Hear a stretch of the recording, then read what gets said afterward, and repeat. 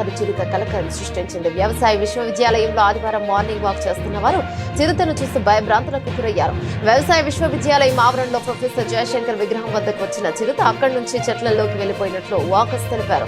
చిరుత పాదముద్రలను walkers గుర్తించారు. ఈ విషయం తెలియడంతో విద్యార్థులు ఆందోళన చెందుతున్నారు.